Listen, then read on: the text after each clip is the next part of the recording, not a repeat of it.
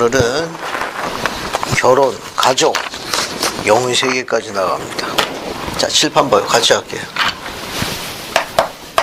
하나님 계획의 중심을 한 단어로 묘사하면 뭘로 묘사할 수 있어요? 하나님 계획의 중심을 한 단어로. 가족. 하나님 계획의 중심을 한 단어로 묘사하면 가족. 그래서 가족을 구성할 수 있도록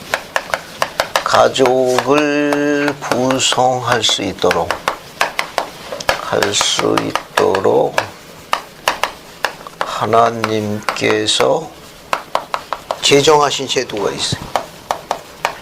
제정하신 제도. 하나님 계획의 중심을 한 단어로 묘사하면 가족. 내 가족을 구성할 수 있도록 하나님께서 제정하신 제도가 뭐냐? 계시로조인데 계시 어디 나와요? 우리는 뭐 학설이나 그런 거 말고 그냥 계시로 다이렉트로 줘줬거든요.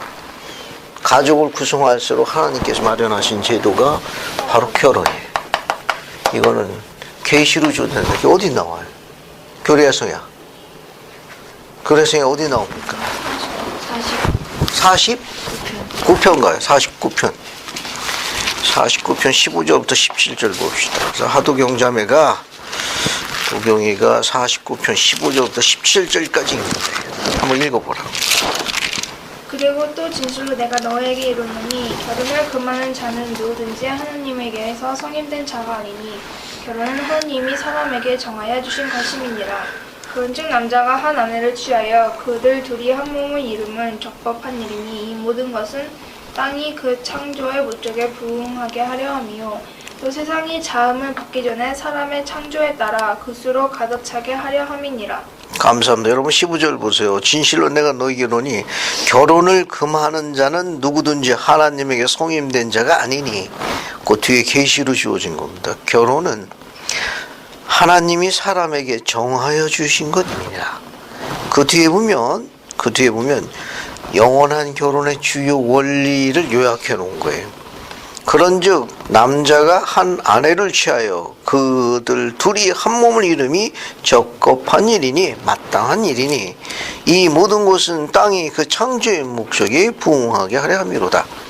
또 세상이 짐을 받기 전에 사람의 창조에 따라 그수로 가득 차게 하려 함이니라. 이렇게 나와 있어요. 여기 봐요. 지금까지 이제 공부한 거 한번 요약해 볼게요. 그러니까 결혼이라는 건 가족을 구성할 수 있도록 하나님께서 허락하신 유일한 적법한 제도예요. 그러면 하나님께서 결혼을 제정하신 주요 원리가 있어요. 하나님께서 결혼을 제정하신 주요한 원리가 있어요. 이게 결혼의 원리예요. 근데 주목할 건 뭐냐면은 여기 봐요. 하나님의 중심은 가족인데 단순히 그냥 가족이 아니고 영원한 가족을 계획하고 계신 거예요. 그냥 그분이 영원하신 겁니다. 따라서 결혼도 그럼 뭘 계획하신 거예요? 영원한 결혼을 계획하신 거예요. 그러면 태초의 부모, 우리 태초의 부모 아담, 이브. 아담과 이브는 어떤 결혼을 했어요? 안자매님? 영원한 결혼. 도경이? 영원한 결혼. 그냥 따라서? 왠지? 종훈이? 아담과 이브는 태초에 무슨 결혼을 했지? 근데 그게 어디 나와 있어요, 성경에? 아니, 영원한 결혼이라는 게 성경에 있냐고. 아니, 그 지금 만장일치로 영원한 결혼이라고 이야기를 했는데 그게 성경이 어디 나와요? 성경이 어디 나오냐 하는 거예요. 경전에 근거를 두고 있느냐 하는 거예요. 아담과 이브가 영원한 결혼을 했다는 경전 기록이 어디 있습니까?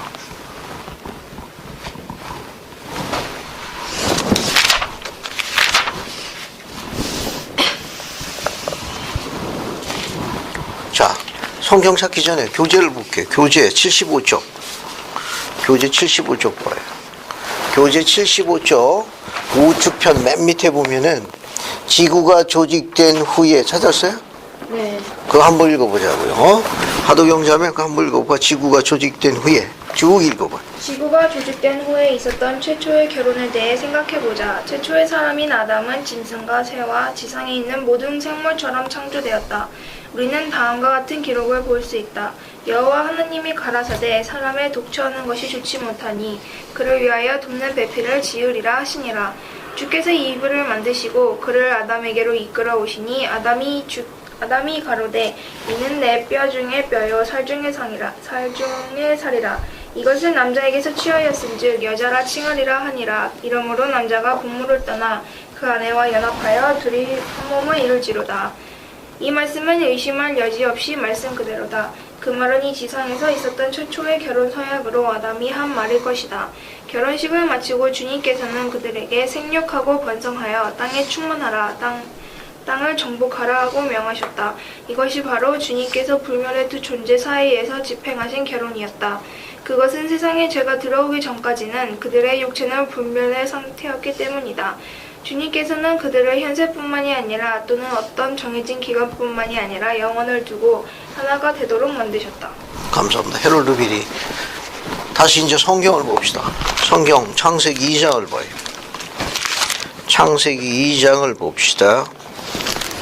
여기 창세기 2장 18절을 봐요. 봤어요? 거기 보면 여호와 하나님이 가라사대 사람이 독처하는 것이 좋지 못하니 내가 그를 위하여 돕는 배필을 지으리라 하시더라. 그죠? 여기 봐요. 이게 태초에 에덴 동산에 아직 열매 먹기 전이에요. 그죠?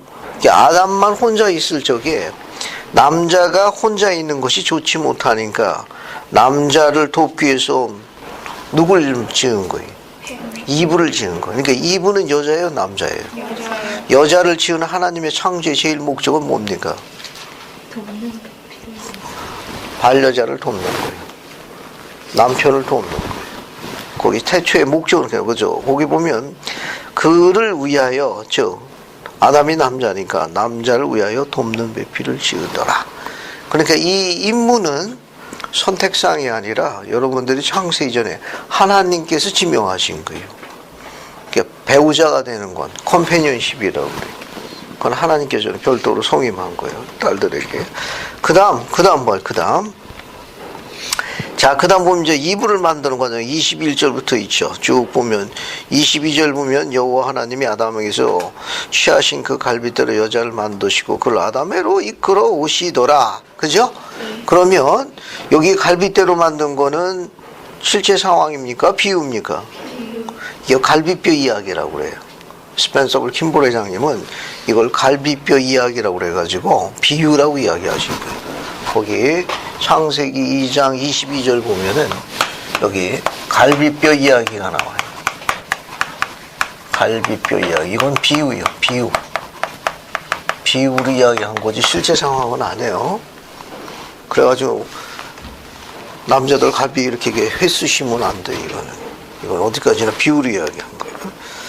자, 그러니까 아담이 지어진 방법과 똑같은 과정으로 여성도 지어진 거예요. 그런데 이브가 혼자 아담한테 간 겁니까? 아니면 아버지와 함께 간 거예요?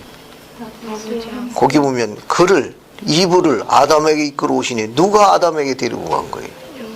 하나님 아버지 엘로힘이 데리고 가신 거예요. 중요한 거예요, 기록은.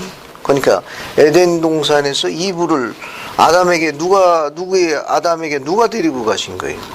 하나님 아버지 엘로힘이 데리고 간 거. 그러자 아담이 뭐라고 이야기했어요? 내 뼈 중에 뼈요 살 중에 살이라는 건 영원한 결혼을 암시하는 거예요.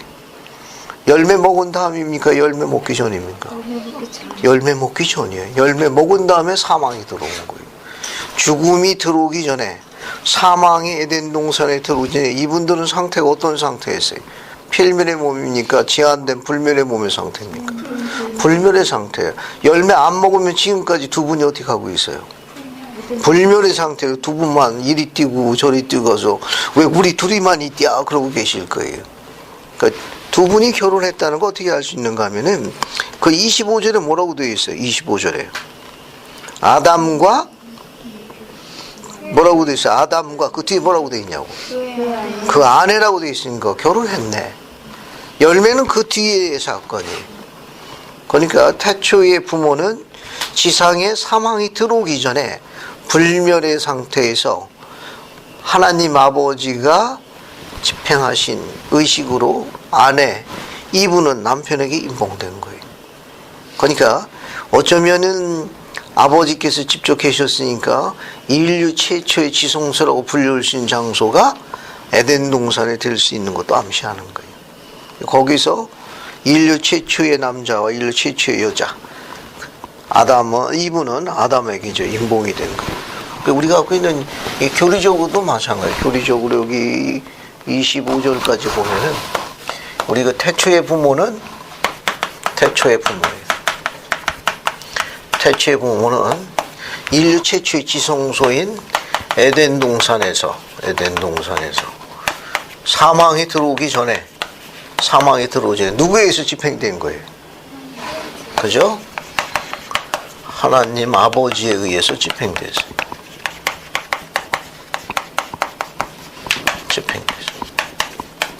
집행됨. 그래서 아내, 이분은 누구에게 임봉된 거예요? 남편 아담에게 임봉되었어요.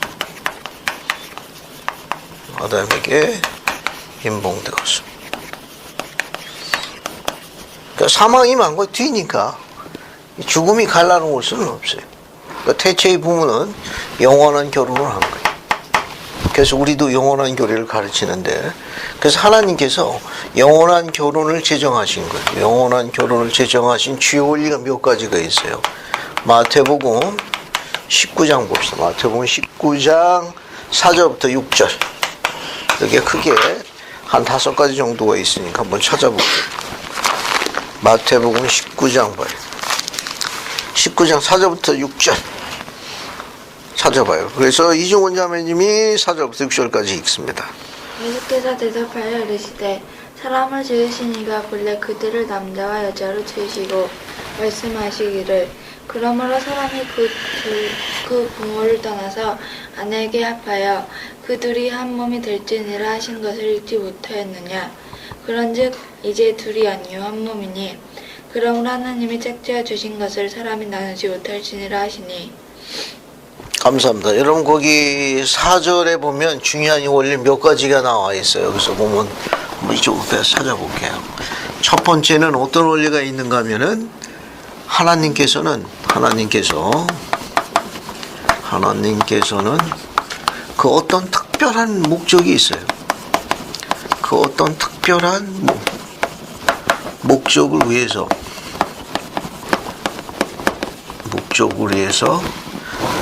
같이 해요. 남자와 여자를 지으신 거예요. 그 어떤 특별한 목적으로 해서. 그게 뭐냐? 지상에 뭘 두기 위해서요? 가족이에요. 남자끼리 가족을 구성할 수 있나요? 자녀를 낳을 수 있냐고. 여자끼리 자녀를 낳을 수 있나요? 그건 하나님께 위반되는 거예요. 창조의 목적에 부응하는 게 아니에요. 그래서 하나님은 그 어떤 특별한 목적을 위해서 남자와 여자를 별도성을 둔 거예요. 남자와 여자의 별도성을 둔 거예요. 왜? 결혼이라는 제도를 통해서 가족을 구성할 수 있는 거예요.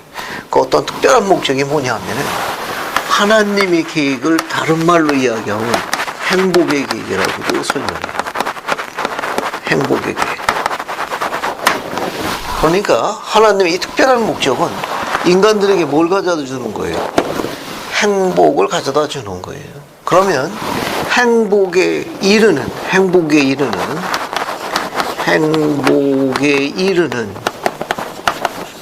방법, 즉 웨이도 마련하신 거예요. 길을 마련하셨다고. 하나님께서는 인간들에게 행복하게 되는 과정, 그 길을 마련하셨어요. 그래서 남자와 여자를 지상에 둬서 그들이 행복하게 되기 위해서는 행복에 이르는 과정, 복음대로 생활해야 돼요. 복음대로 생활하면 행복이라는 종착역에 이르는 거예요. 하나님은 영원히 행복하신 분이거든. 그 종착역에 가는 거예요. 이 방법이 아니에요.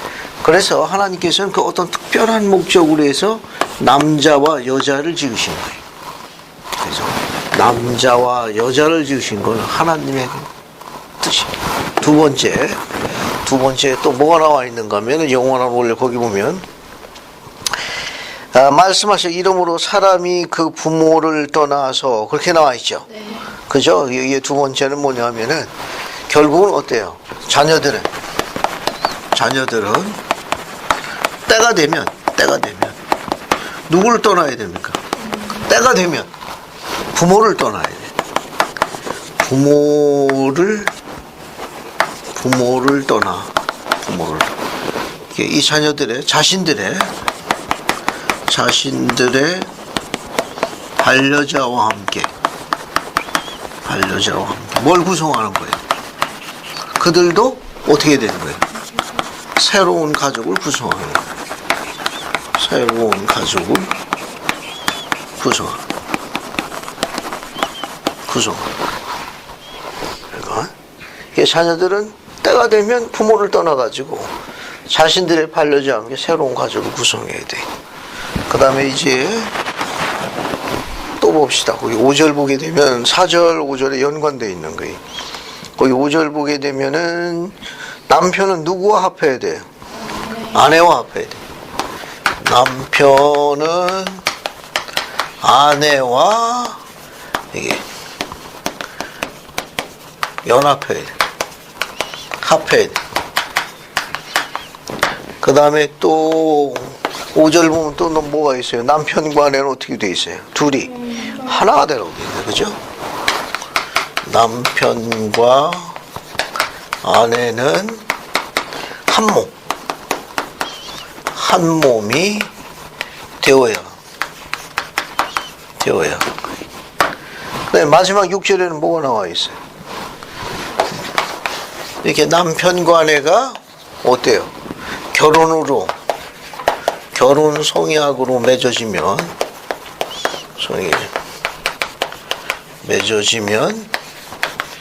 가벼이 나누면 된다는 거예요?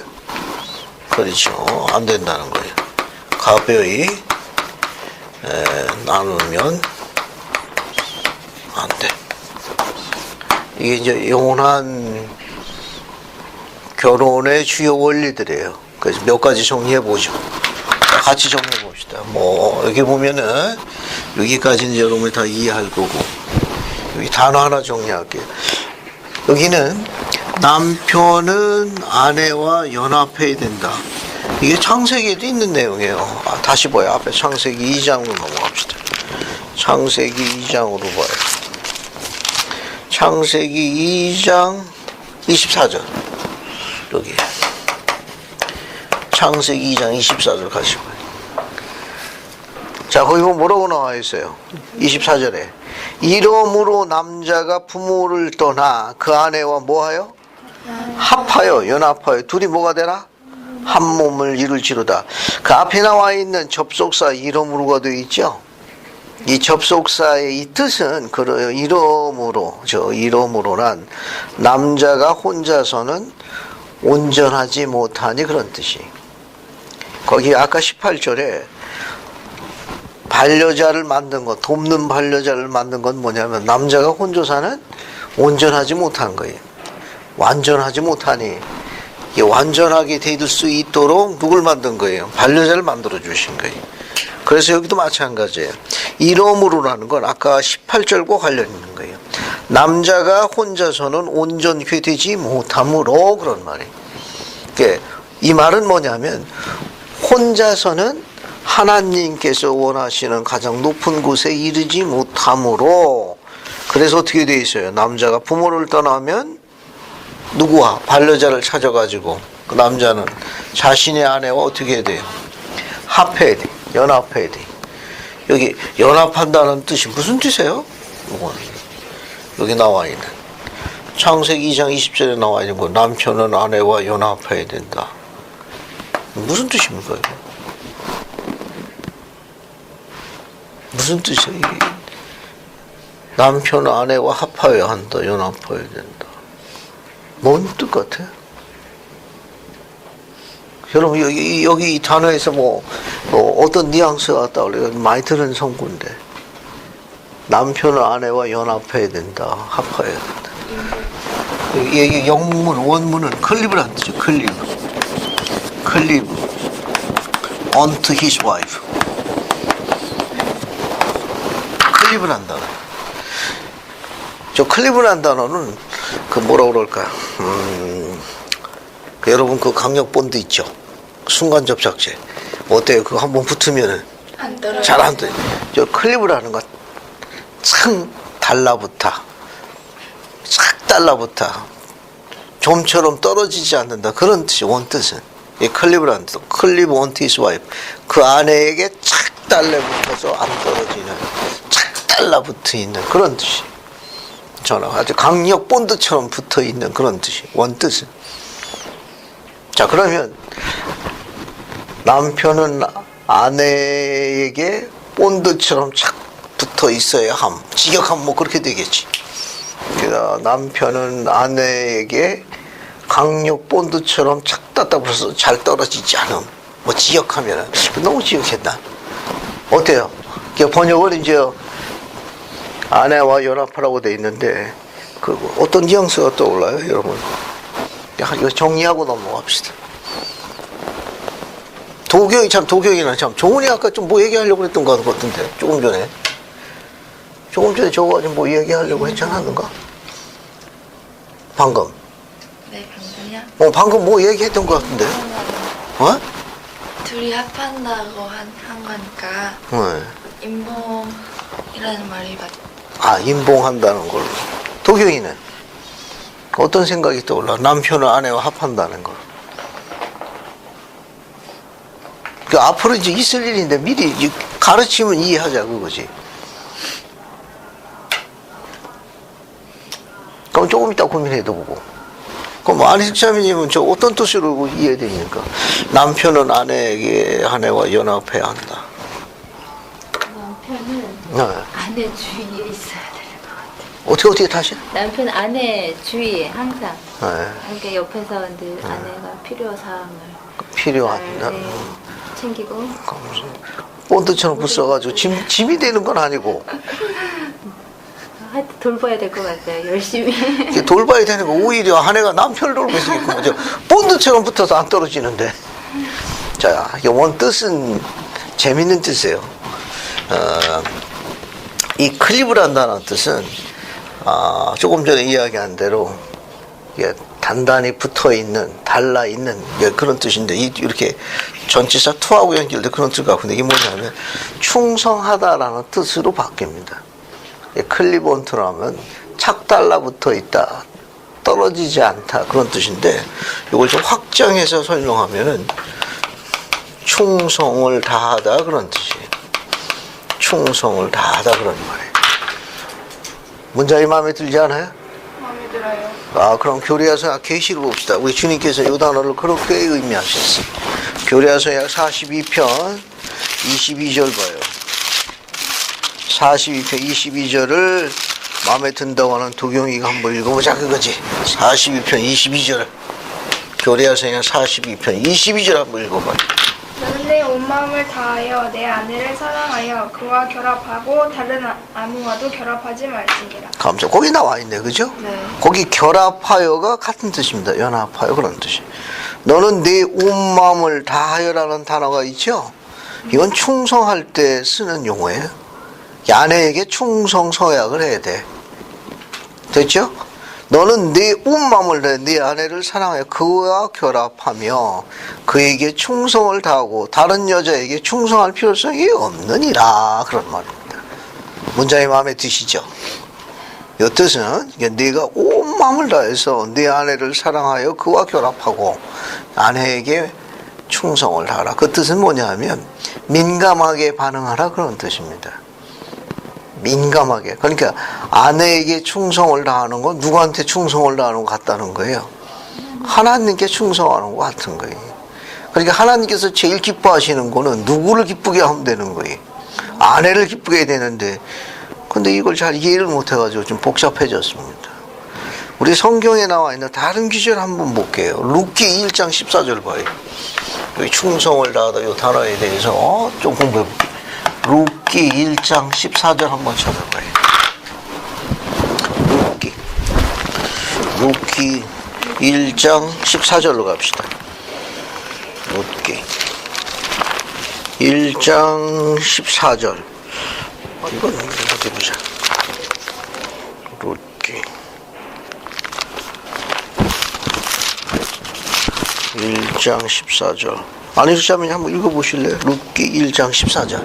그들이 소리를 높여 다시 울더니 오르바는 그의 시어머니에게 입맞추되 롯은 그를 붙쫓았더라. 감사합니다. 이 붙쫓았더라, 달래붙었더라, 떨어지지 아니했더라. 영문이 똑같아요. 클리브 언트 허.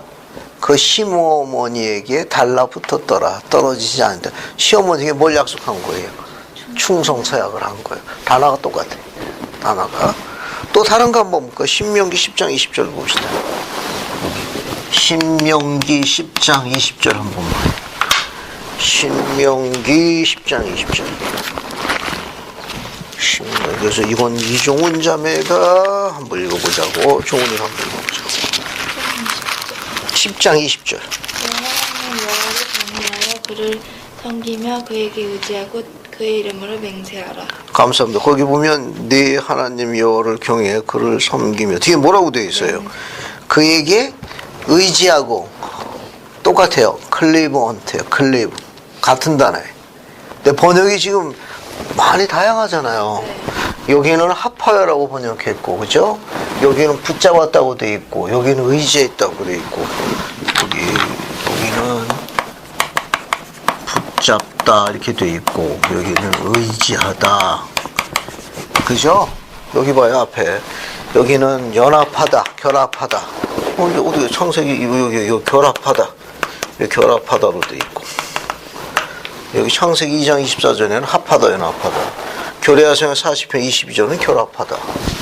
룻기 1장 14절은 붙잡다, 붙잡다. 그 다음에 신명기 10장 20절은 의지하다. 결국 뜻이 뭐예요? 한마디로 이야기하면 충성서약하는 거예요. 이걸 우리가 뭘 이야기하는 거면, 남편은 아내와 연합하다는 건 남자가 지상에서 맺는 성약 중에 제일 중요한 성약이 뭐예요? 아내를 지키는 성약이에요. 배신하지 말라는 거예요. 이 뜻이 좀 선명해지죠? 그냥 합한다는 거 보면 그냥 추상적인 이미지가 있는데 그 안으로 들어가게 되면 뭐냐? 아내를 지키는 거예요. 아내에게 충성 성약을 하고 아내가 가지고 있는 민감한 반응에 대해서 배려해 주도록 하는 거예요.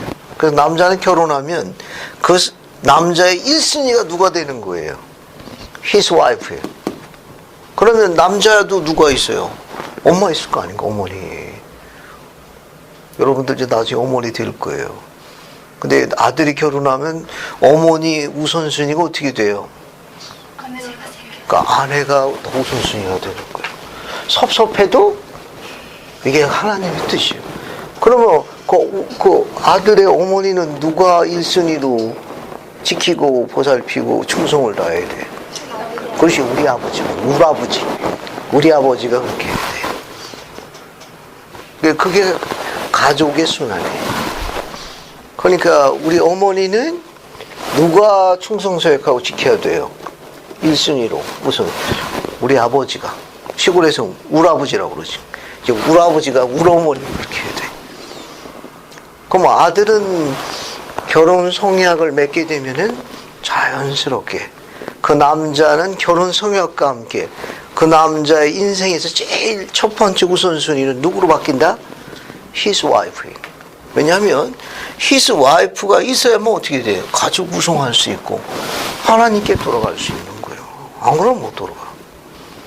그래서 그 표현을 뭐라고 했는가 하면 남편 아내와 뭐 해야 된다? 연합해야 된다. 결합해야 된다. 그래서 아내를 뭐 해야 돼요? 여기 나와 있다. 충성을 다하고 아내를 뭐 해야 돼? 붙잡아야 돼. 또 아내를 뭐 해야 돼? 의지해야 되는 거예요.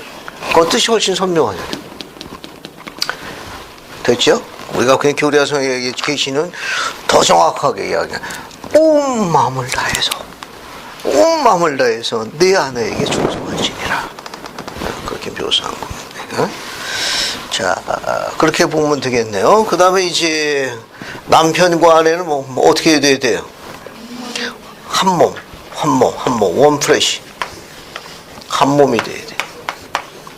한 몸. 이 원이라는 건 시온의 개념이에요. 시온의 개념. 시온은 하나가 되는 거예요. 우리가 갖고 있는 모세에서 시온의 개념에 대해 하나 봅시다. 모세에서 한번 보세요. 모세서 7장에서 한번 찾아볼게요. 우리가 갖고 있는 건 모세서 7장 18절 봐요. 시온의 개념. 모세서 7장 18절 봐요. 봤습니까? 그래서 이거 한번 읽어볼게요. 모세서 7장 18절을 안 해주시면 한번 더 읽어보세요. 그리고 그들이 한 마음 한 뜻이 되어 의롭게 거하며 그들 가운데 가난한 자가 없었으므로 주가 그의 백성을 시온이라 불렀더라. 감사합니다. 그래서 남편과 아내는 어떻게 돼야 돼요? 한 마음 한 뜻이 돼야 돼. 그렇게 하나가 될 때, 이게 하나가 될 때, 그리고 그걸 단합한다 그래요. 유니티라고 그래요. 유니티가 이루어질 때, 단합이 되어질 적에 계시가 임하는 거예요. 계시가 임하는 거고, 그렇게 될 적에 계시가 임하는 거예요. 이거 하나 더 적어볼게요. 여기 이렇게 하나가 될 때, 이거 우리가 유니티라고 그래요. 단합이라고 그래요. 단합이 될 때 계시의 영이 임하는 거예요. 베드로의 가르침을 또 봅시다. 예? 베드로 전서 한번 봐요. 뒤에 베드로 전서로 갑시다. 베드로 전서 3장 봐요. 베드로 전서 3장 7절을 도경이 한번 읽어보자. 베드로 전서 3장 7절. 남편들아 이와 같이 진리를 따라 너희 아내와 동거하고 그를 더 연약한 그릇이요 또 생명의 은혜를 함께 이어받을 자로 알아 귀히 여기라.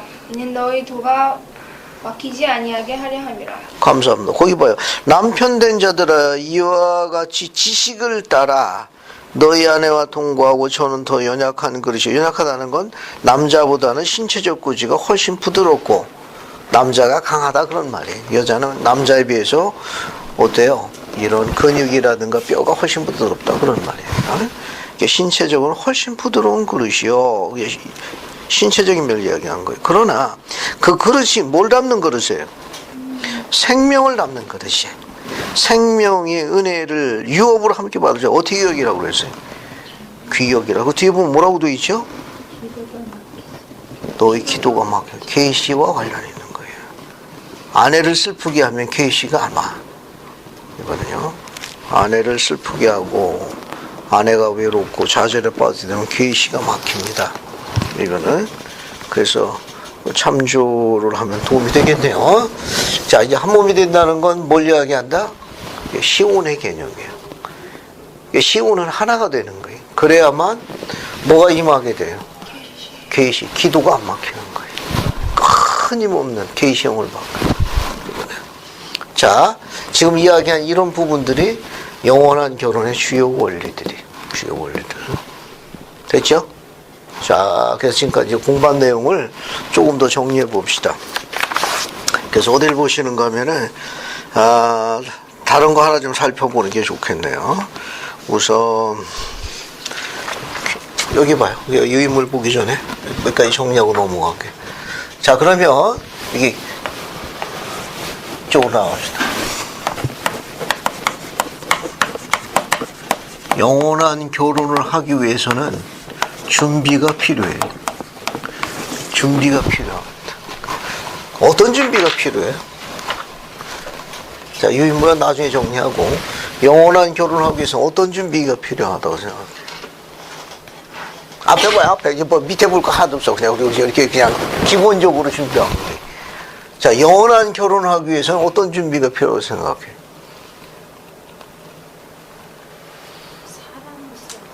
안자민이 사람이 필요해. 혼자서는 못하잖아. 결혼이라는 거 혼자 하는 거야 이렇게? 아니 이렇게 혼자서 결혼하냐고. 옆에 누가 있어야 돼요? 여자. 배우자가 있어야 돼. 그러니까 영원한 결혼을 하려면 합당한 사람이 필요해. 합당한 사람. 사람이 있어야 결혼하지. 혼자 하는 거. 그죠? 그러니까 영원한 결혼에서 어떤 준비를 해야 되느냐. 합당한 사람이 돼. 합당한 사람. 그 다음에 어디서 결혼합니까? 합당한 장소에서 결혼해. 합당한 장소에서 결혼. 그 다음에 무엇에 의해서 묶어져야 돼요? 합당한 권능에 의해서 묶여져요.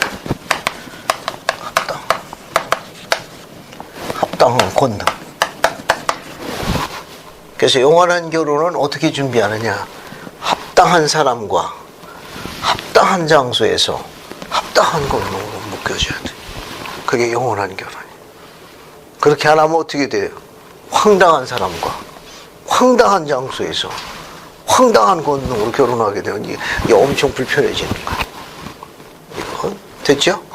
예, 보이드 K 회장님은 뭐라고 했는가 하면은 보이드 K 패커, 예, 패커 장로님은 가르치신 걸 뭘 가르쳤는가 하면 아주 재밌게 가르치셨는데 잘 봐요.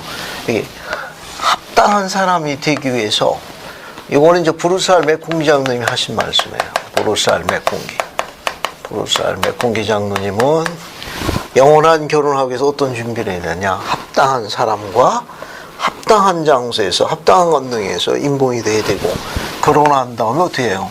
성약을 충실하게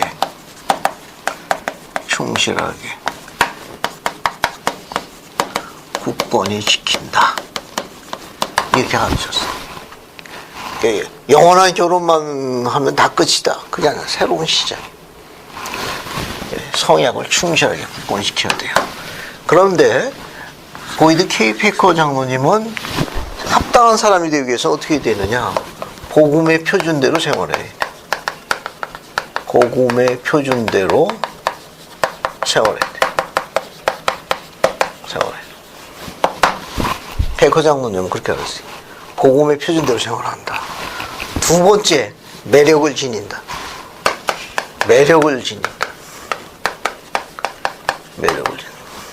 이건 노력해야 돼. 매력을 지녀야 되는데.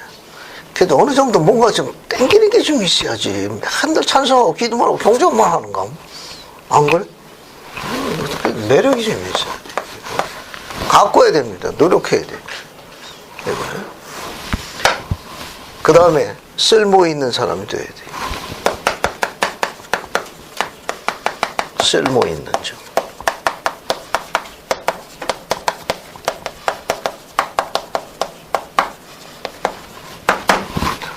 쓸모 있는 유능하니까 수익을 창출해야 돼. 수익을 가져다 줘야 됩니다. 걔도 뭐가 좀 있어야지 움직이지. 안 그렇습니까? 맨날 그냥 컵라면 먹나? 가끔 가다 돈키스도 먹고 오므라이스도 먹고 이렇게 지금 왔다 갔다 해야지. 쓸모 있는 유능한 이런 사람이 된다. 수익을 창출할 줄 알아야 돼. 노력해야 합니다. 특히 우리 이스라엘 형제들은 부양 능력에 대해서 준비해야 돼. 직업을 준비해야 됩니다. 유감스럽게 오늘 들을 기가 하나도 없네. 이따 저녁에 다시 이야기해야 되고. 수익을 창출해야 돼. 아내의 정서적인 안정은 남편의 수입과 직결됩니다. 그래서 남편의 안정된 수입은 아내나 자녀의 정서적 안정에 크나큰 공헌을 해요. 그래서 교회나 사회에 더 많이 봉사할 수 있습니다. 그 태초에 땀을 흘리도록 요구받은 건 누구예요? 아담입니다. 근데 요즘에는 누가 더 흘리죠? 이브가 더 많이 흘리는 것 같아요. 태초의 계명은 안 그래. 태초의 계명은 아담에게 명하셨어요. 아담에게 이마에 땀을 흘릴 걸 요구하셨다고. 근데 요즘은 세상이 많이 바뀌어가지고 이브들이 땀을 더 많이 흘리죠. 그래서 지금은 용감하지 않은 남자들이 시대의 표적이 돼가지고 그래서 교회에서 그걸 가르치는 거예요. 부득이한 어쩔 수 없는 상황이면 여러분 스스로 지킬 수 있는 자신의 부양 능력을 갖춰야 합니다. 세상이 지금 그렇게 많이 바뀌었어요. 시대의 표적이. 그래서 여러분 스스로 지킬 수 있는 능력과 힘을 갖고 와야 돼요. 그래서 흰크리 회장님은 딸들도 교육을 많이 받을 것. 이 교육이라는 건 전문적인 걸 이야기하는 거예요. 필요한 경우에는 자기와 자신의 주변에 있는 가족들을 부양할 수 있는 부득이한 경우는 어쩔 수 없이 그런 아주 특별한 케이스지만 요즘에는 이제 그게 예전에는 그랬지만 요즘은 이제 너무 많은 남자들이 용감하지 못해가지고 상황이 그렇게 될 때는 지킬 힘을 여러분이 갖춰야 됩니다. 그래서 딸들도 전문 교육이나 기술이나 능력을 갖춰야 되고 그런 부분을 주님께서 도와주실 거예요.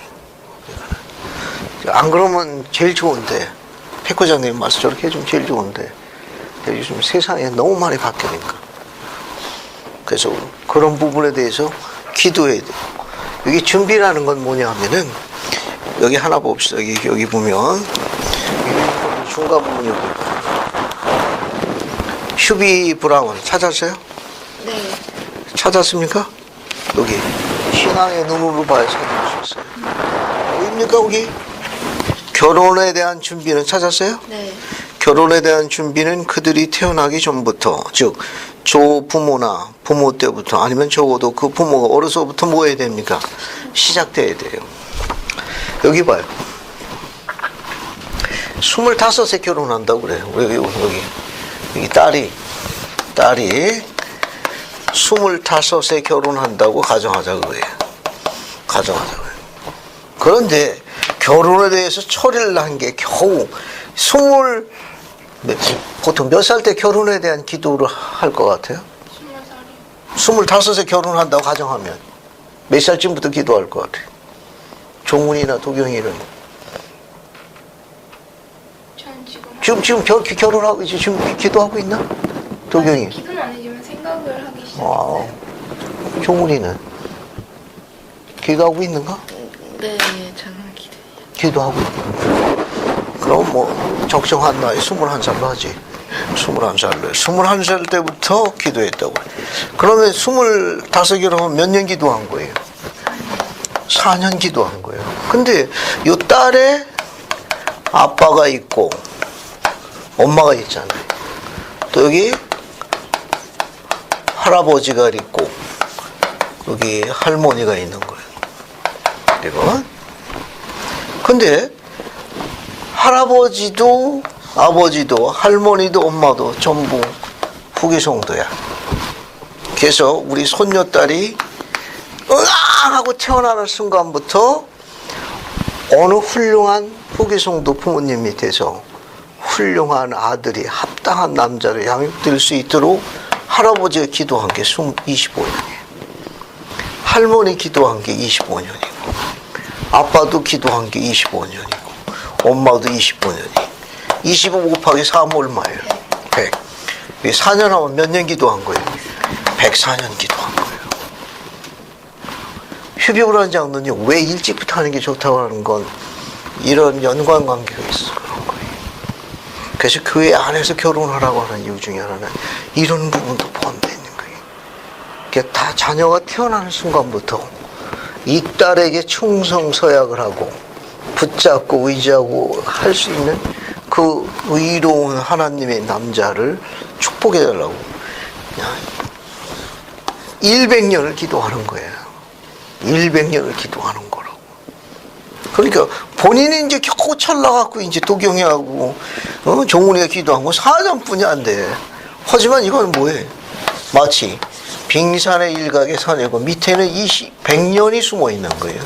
의로운 조상들의 기도와 간구가. 그뿐만 아니라 이 혈통에 의해 가지고 의로운 자들이 더 많다 그러면 영의 세계에서도 기도한다니까. 우리 손주 좀 로비하지. 총사장한테 로비한다고.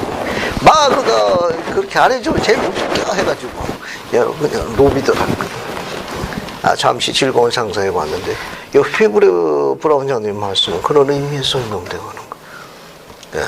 그러니까 여러분들도 기도하고 나중에 이제 어미가 돼서 자녀를 하면 기도하는 거예요. 또 할머니가 돼서 손주가 나면 또 기도하는 거예요. 됐어요? 기도가 여기 얼마나 아름다운 기도냐. 자, 그 다음에 이제 또 뭘 보는가 하면은, 여기 유인물 어딜 보는가 하면은요, 합당한 사람에 대한 정의가 요 중간 부분. 그리고 한번 읽어보세요. 이중훈 자매님, 한번 읽어봐요.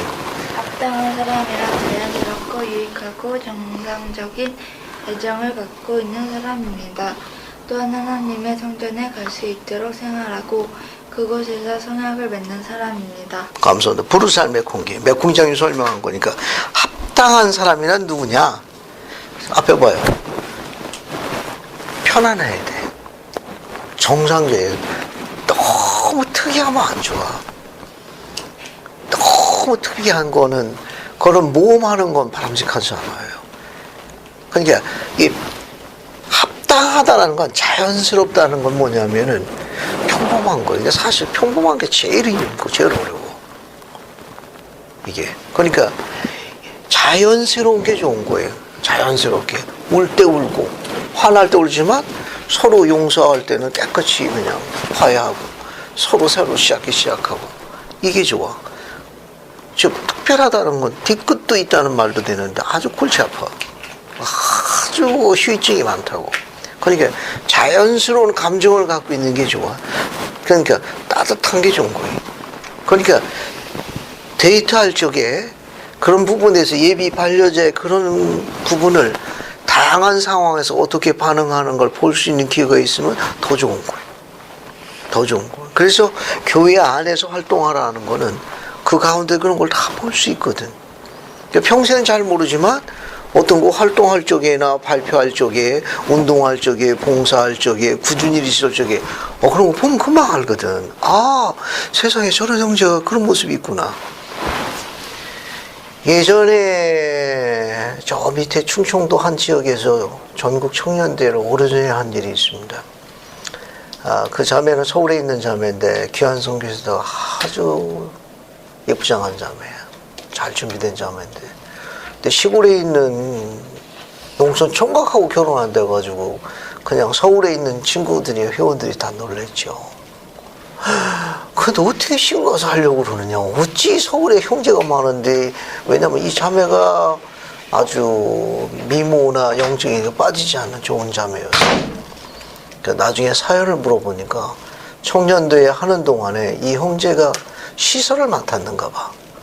그런데 그 시설을 맡았는데 밤늦게까지 뒤처리 다 하고 새벽에 일찍 일어나 그걸 또 준비하고 그거 하는데 이 형제가 이 자매도 이제 우연히 새벽에 일찍 일어나 이제 그 숲을 들어가려고 자기도 이제 명상하려고 했더니 이 형제가 그 짓는 그 오늘 사용해야 될 무단의 모인데 거기에서 경건하게 기도하고 그러고 난 다음에 거기서 경전 읽는 모습에 이 자매가 눈여겨본 거예요. 대회 기간 동안에. 근데 그 형제가 변함없이 하는 걸 보고 자매가 프로포즈한 거예요. 형제는 이제 내가 어찌 감당하리오라고 이게 그냥 그랬는데 자매가 적극적. 그러니까 이 형제는 집안이나 이런 환경이 굉장히 가난하고 어려워.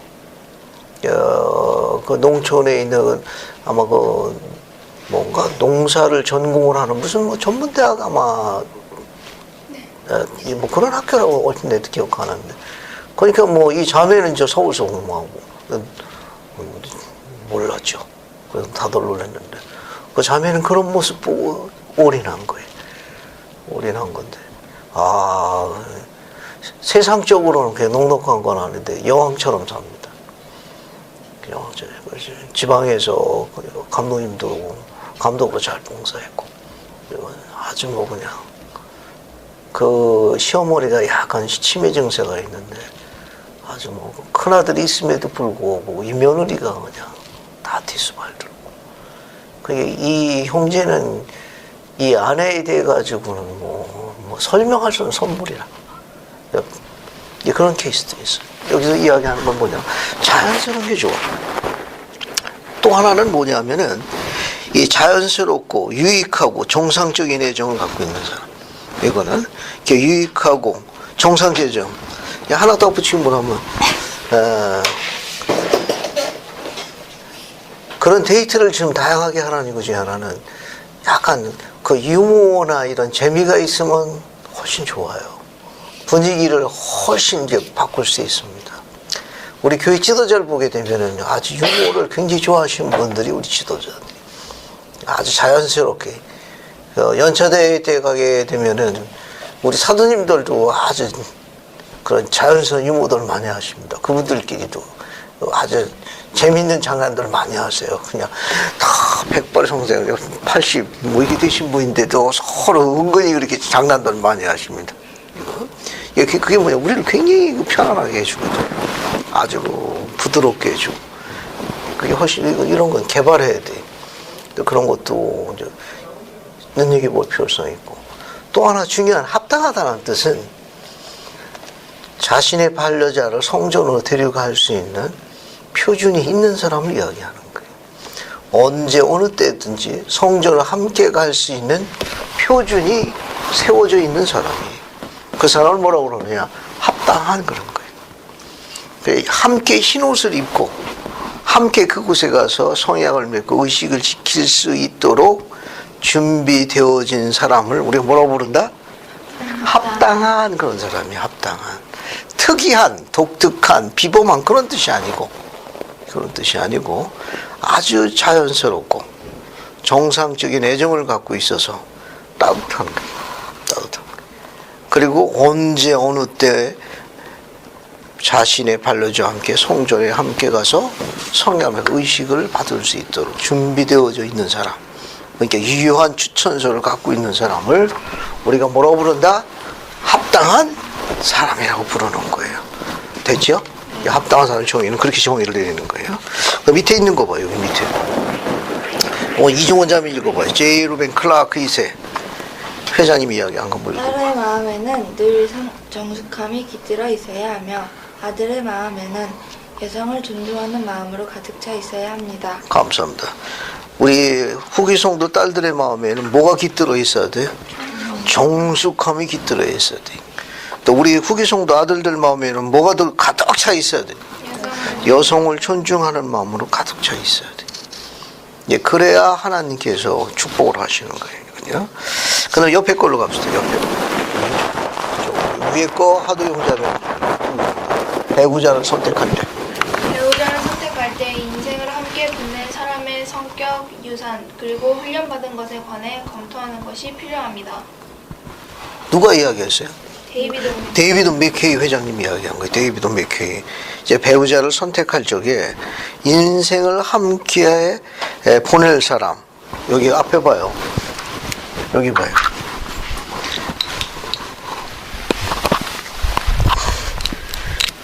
(25세) 결혼해. 그죠? 근데 지금 우리나라 한국 여성의 평균 수명이 몇 살로 알려져 있습니까? 안자매님 몇 살이에요? 80대 정도. 앞에 봐요. 우리 이야기한 대로 맞는 거. 우리 한국 여성 평균 수명이 84세야. 84세. 남자 비교도 좀 적고. 그러면 후기성도 남자도 오래 살아요. 84세로 하자고.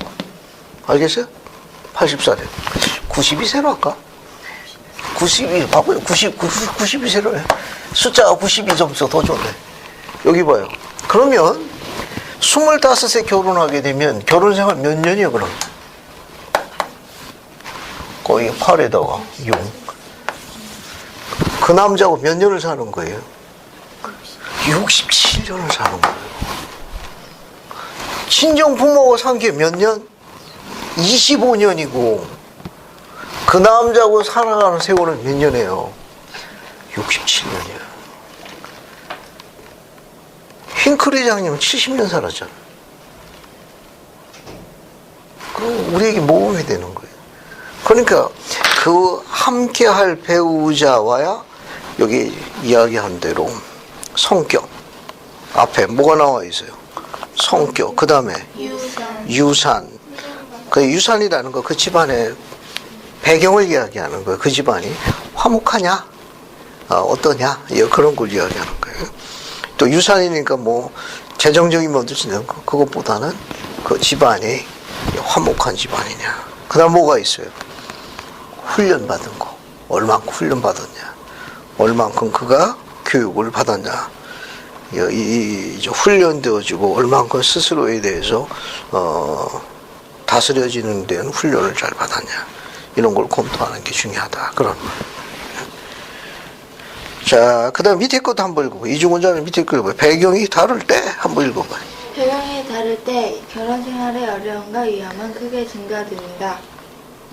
우리는 사람들이 경제적, 사회적, 교육적 여건이 비슷하며 이상의 요건은 절대적인 요건은 아니지만 사람들이 선호하는 경향이 있다. 무엇보다도 분명한 것은 같은 종교를 가진 사람과 결혼하는 것을 권장합니다. 거기 보면은 뭐 경제적 사유권이 비슷하면 좋지만 제일 중요한 건 뭐라는 거예요? 같은 종교를 가진 사람까지 결혼하고 권장한다는 거. 예, 이 맨 마지막 이 부분은 말할 수 없이 중요한 문제예요. 이게 신앙이 같지 않은 자들과 함께하는 걸 바울이 멍에를 같이 지지 말라고 이야기한 거는 그 짐이 무겁고 힘듭니다. 이 샘플로 만약에 같은 믿음을 갖고 있지 않은 남자와 결혼 생활하게 되면 뭐가 제일 어려울 것 같아요? 아니면 뭐 믿지 않는 여자와 살 때도 마찬가지지만 이게 같은 종교를 갖고 있지 않은 비혼하고 결혼할 경우에 어떤 어려움이 있을 것 같아요? 한번 간단하게 한번 어떤 게 있을 것 같습니까? 주님이 주신 계명에 따라 생활하지를 못할 것 같아요. 예를 들면 가족 기도도 할 수 없을 거고 가정의 가정의 마음도 못하고 이종훈 자매는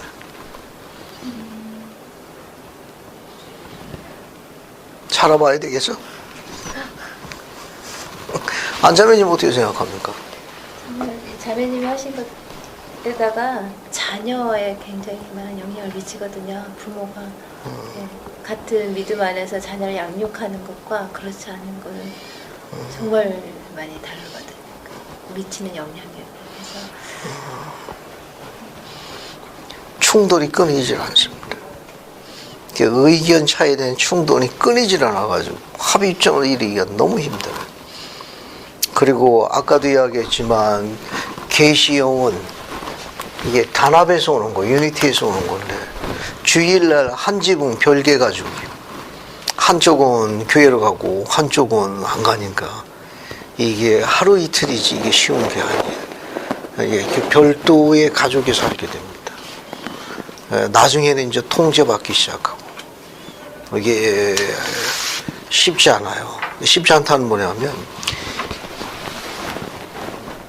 종교를 가져서 믿음을 갖고 있는 사람이 그렇지 않은 사람을 인도해야 되는데 그렇게 되는 케이스보다는 오히려 믿지 않는 쪽에 흡수될 가능성이 거의 더 높습니다.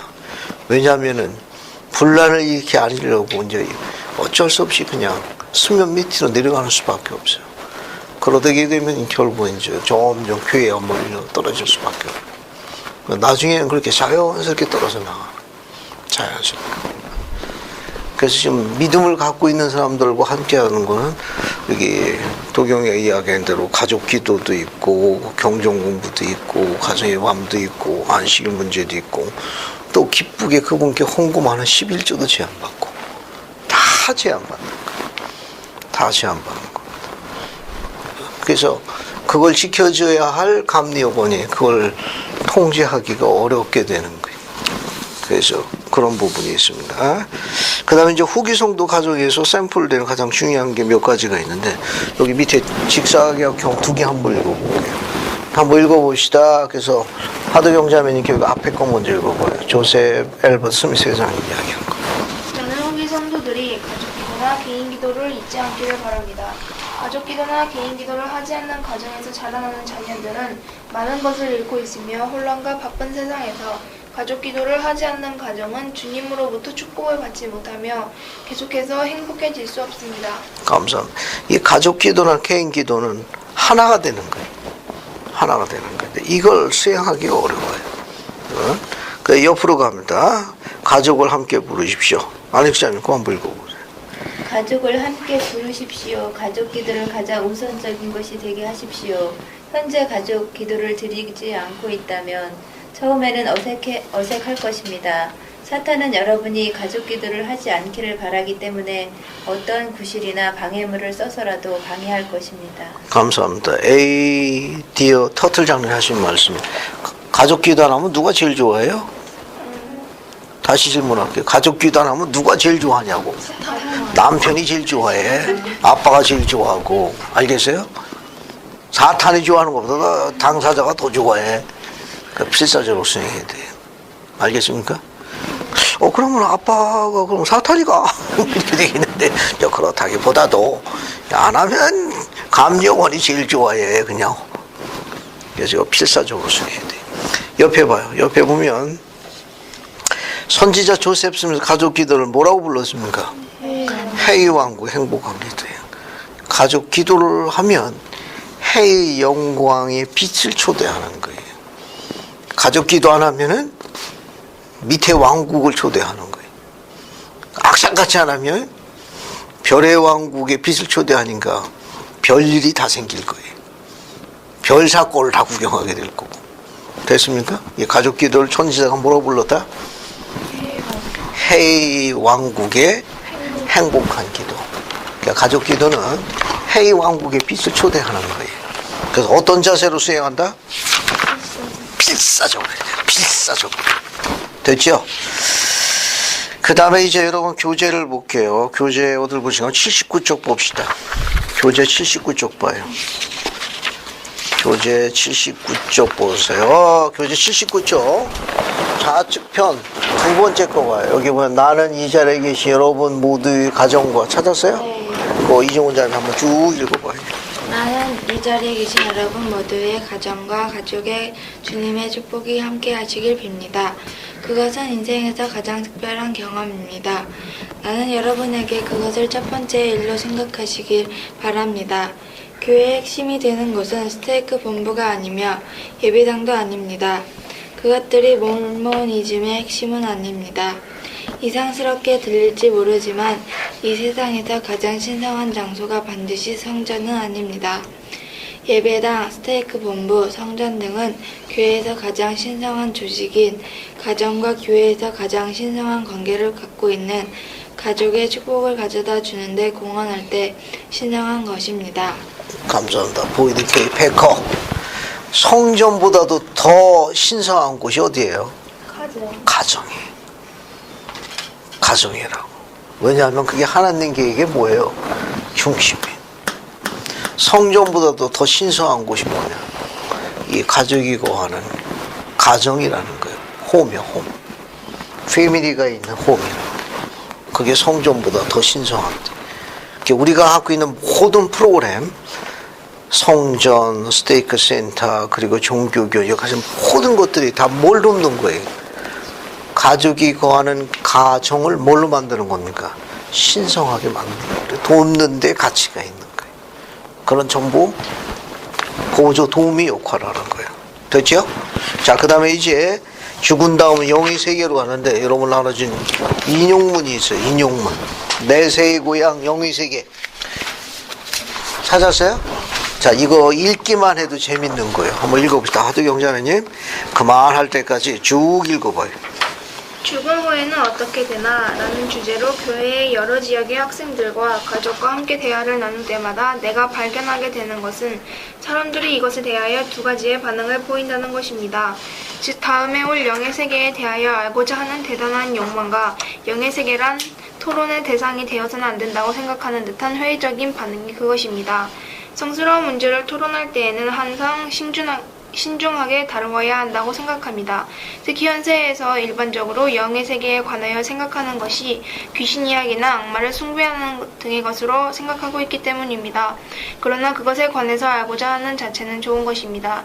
이미 돌아가신 우리의 사랑하는 친척들이 그곳에 계시며 우리도 언젠가는 그들과 그곳에서 만나게 됩니다. 이것은 건전하고 성스러운 주제이기 때문에 그러한 분위기에서 토론되어야 합니다. 거기 이제 예언자는 선지자로 요셉은 조셉, 오늘 바뀐 용어로 좀 바꿔서 읽어요. 선지자 조셉 스미스는 성도들을 생가사의 목적을 연구하여야 하며 다른 어떠한 문제보다 더 열심히 주야로 연구해야 한다고 말씀하셨습니다. 그는 이렇게 말씀하셨습니다. 우리가 하나님 아버지께 구해야 할 권리가 있는 것이 있다면 그것은 이 중요한 주제에 관한 지식입니다. 우리는 존재의 본성을 이해해야 할 권리가 있습니다. 또한 이를 탐구해야 할 책임이 있습니다. 왜냐하면 영의 세계는 이 지상의 존재의 연속이라는 사실을 분명하게 깨달으면 깨달을수록 우리의 마음은 세상적인 보아에 덜 의존하게 되기 때문입니다. 물론 선조들의 아름다운 이야기의 하나인 히버 제이 그랜트 선지자님의 경험은 삶과 죽음과 영의 세계 사이의 올바른 관계에 대한 간증은 슬플 때 위안을 주고 하나님의 목적을 이해하도록 도우며 우리의 존재의 참된 의미를 가르쳐준다는 내용의 말씀입니다. 그랜트 선지자님은 다음과 같이 말씀하셨습니다. 됐습니다. 안혜숙 자매님, 그거 쭉 읽어보세요. 그 사건을. 나는 두 아들을 축복으로 받았습니다. 두 아들 중 한 아이는 5살에 죽었고 또 한 아이는 7살에 죽었습니다. 막내 아들은 고관절염으로 죽었습니다. 나는 그 아이가 크면 고향에서나 외국에서 복음을 전파하여 나에게 큰 자랑이 되리라고 크게 기대를 하고 있었습니다. 그 아이가 거의 죽게 되었을 때 나는 그 아이의 죽은 엄마가 와서 그 아이를 데려가는 꿈을 꾸었습니다.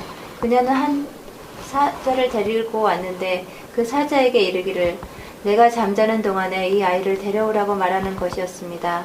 나는 꿈속에서 내 아들을 꽉 붙들고는 아들을 놓치지 않으려고 싸웠습니다. 결국 아들을 데리러 온 사자로부터 아들을 떼어놓는 데 성공을 했으나 그러느라고 발을 헛디뎌 아들 위로 넘어지고 말았습니다. 나는 꿈에서 아들의 아픈 등 부위로 넘어졌습니다. 아이의 비명소리는 나를 거의 미치게 만들었습니다. 나는 견딜 수가 없어서 아이의 비명소리를 듣지 않으려고 집 밖으로 뛰쳐나왔습니다. 집 밖으로 뛰어나오자 조셉 E. 테일러 형제를 만나 꿈 이야기를 했습니다. 그는 이렇게 말했습니다.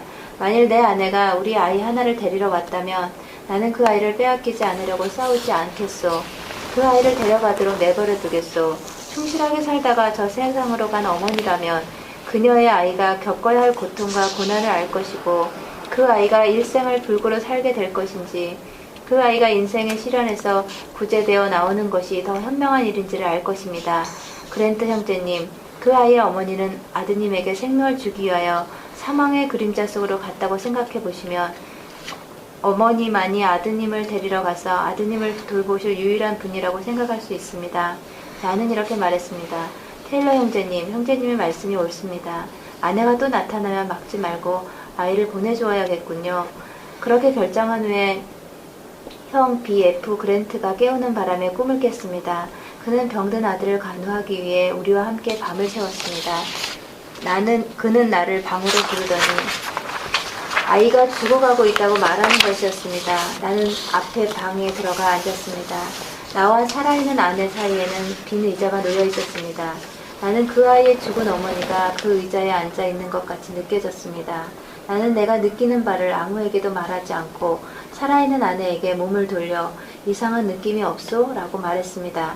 아내는 그래요. 히버의 어머니가 와 앉아서 아이를 데려가려고 기다리는 것만 같아요. 라고 말했습니다.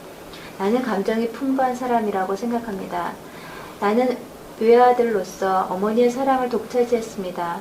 나는 매우 다정다감한 사람이라고 생각합니다.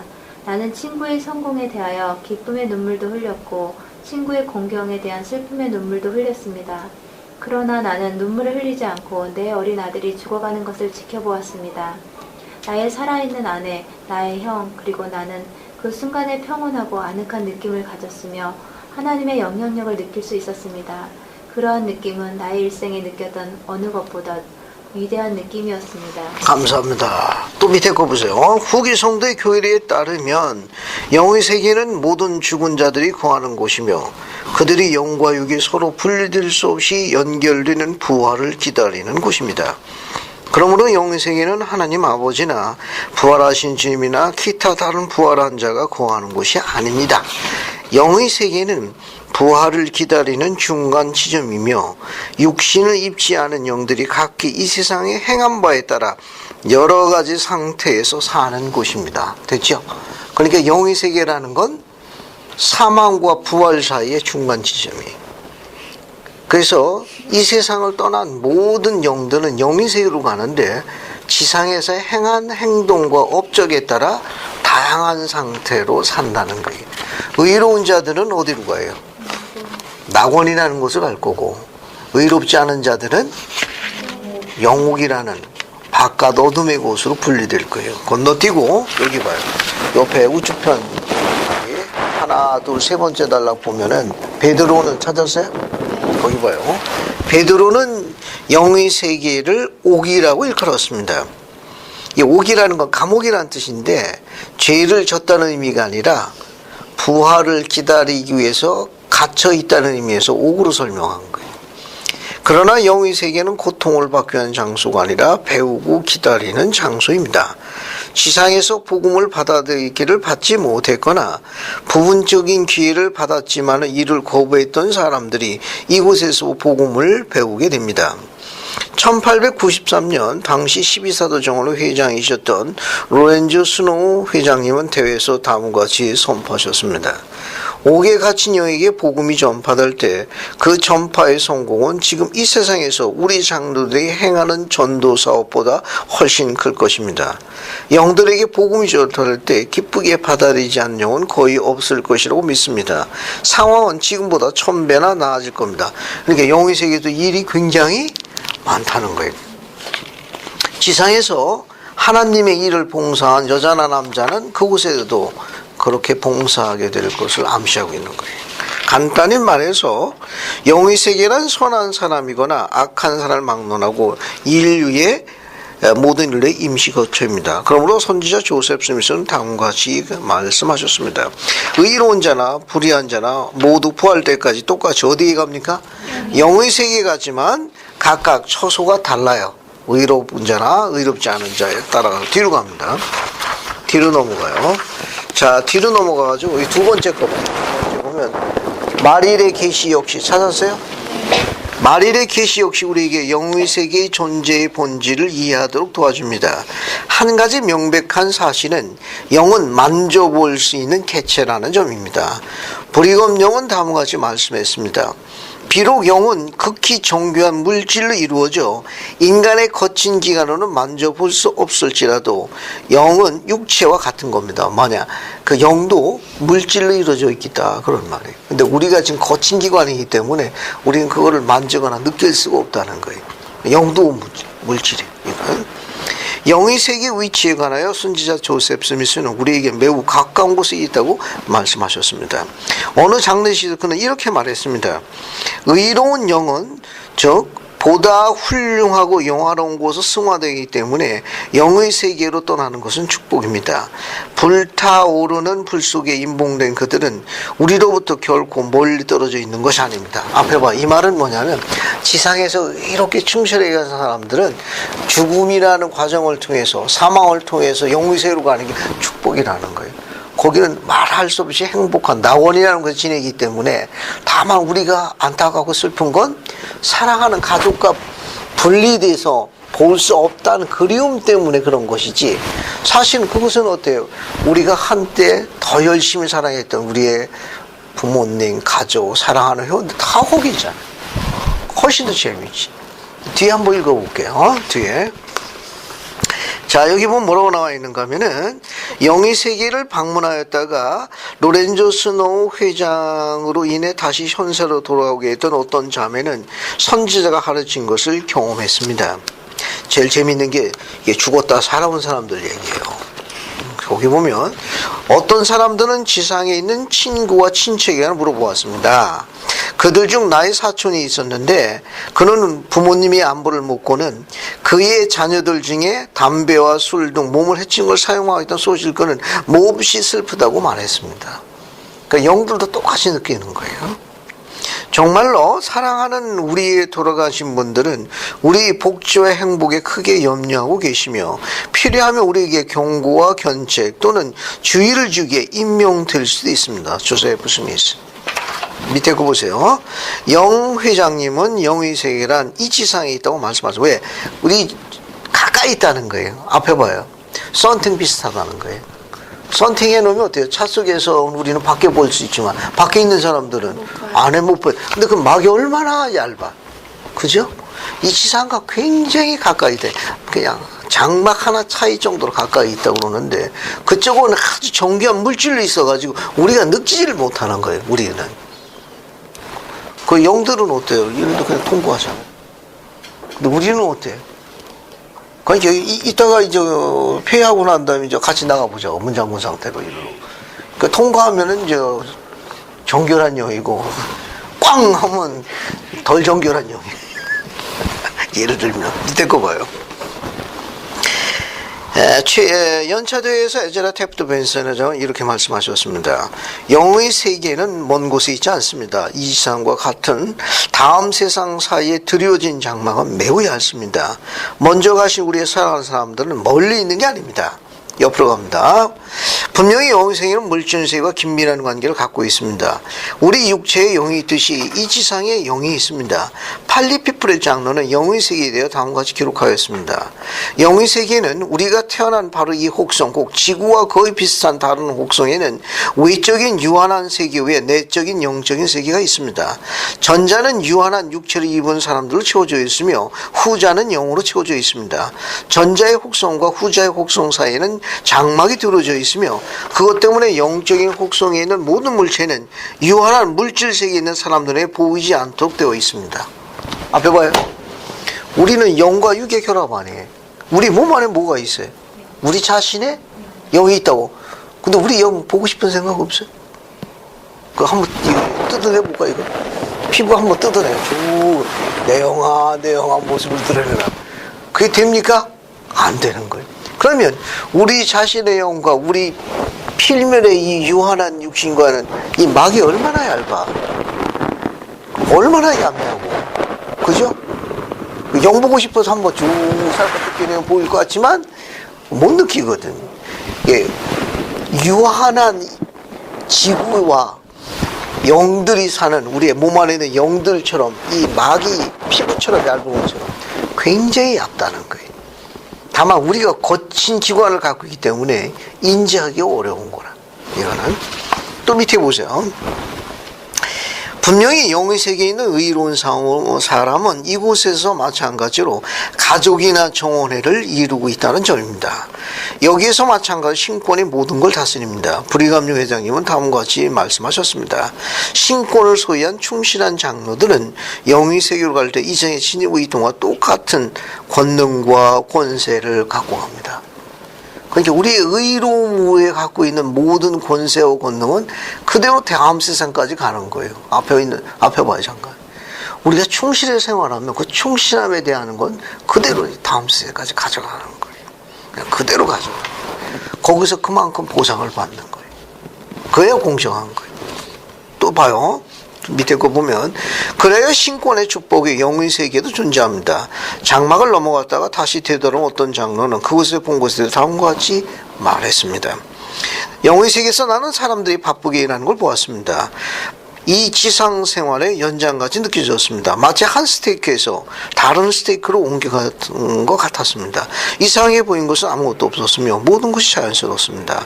엘라 젠슨도 영의 세계에 방문해서 비슷한 경험을 하였습니다.